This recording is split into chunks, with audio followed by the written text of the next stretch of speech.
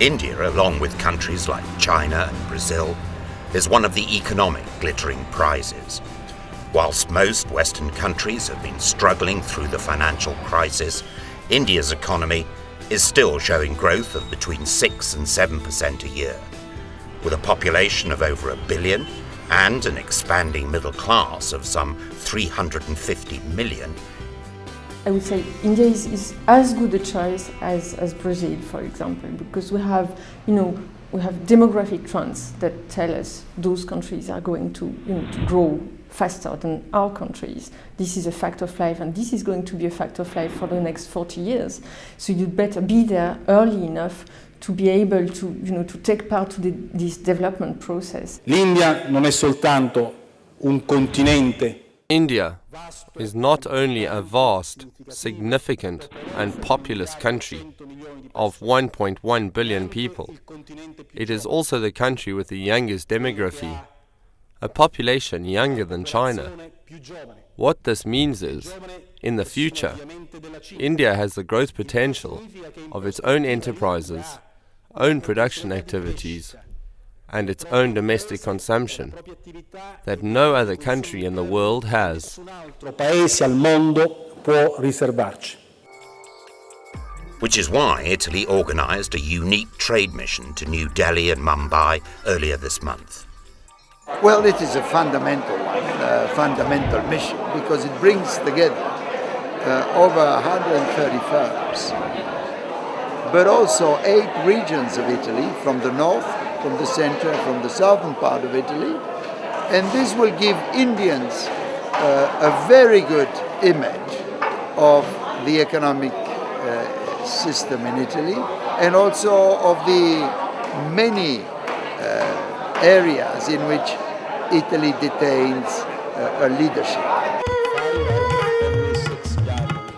One of Italy's economic successes is the way in which much of its industry is grouped in clusters, based around family-run small and medium-sized industries.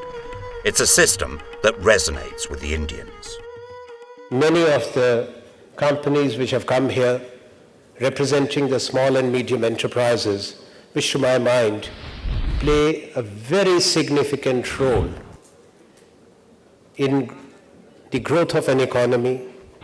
They represent the strength and also are incubators of technologies. In my country too, small and medium enterprises provide not only large employment, but also contribute to 40% of what India produces and India exports. Traditionally, to many Indians, the Made in Italy brand is summed up by food and fashion. But the trade mission has helped convince them there's more, and that trade is a two-way street.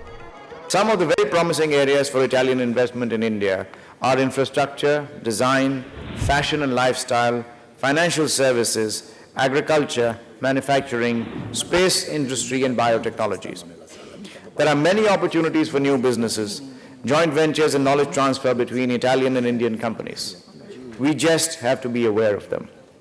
A sentiment the Italians agree wholeheartedly with.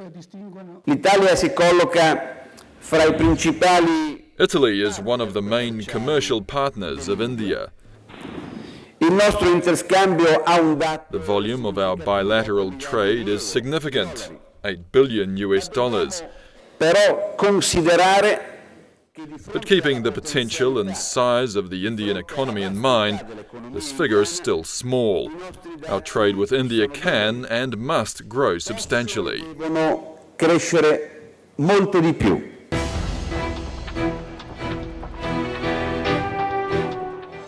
They're certainly putting the effort in. Over 300 Indian companies attended the conferences organised by the Trade Mission. Some 3,000 business-to-business meetings were held, as well as a number of memos of understanding signed, covering areas such as intellectual copyright, training and co-financing. Delegates were understandably optimistic. The aim is high, to increase bilateral trade to over $17.5 billion in the next few years. It is a reasonable ambition, as long as the international economic framework resumes growth. Therefore, in international growth over the next few years, this is a reasonable aim. If it's not 3 years, it will be 4. But we will reach it. One of India's business superstars, Ratan Tata, even endorsed the ambition when receiving the Order of Merit of the Italian Republic, one of the country's highest honours.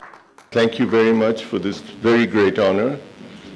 I shall cherish it, and I will do my little bit to make industry between ourselves better and bigger. Thank you. The concept of the Italian regions dealing directly with Indian states rather than country to country was pushed hard. But the Italians also used the trade mission to sow the seeds of what they hope will become another irresistible attraction to doing business with them. That Italy should, with its Mediterranean ports, become India's logical gateway not just to Italy, but to the whole of Europe.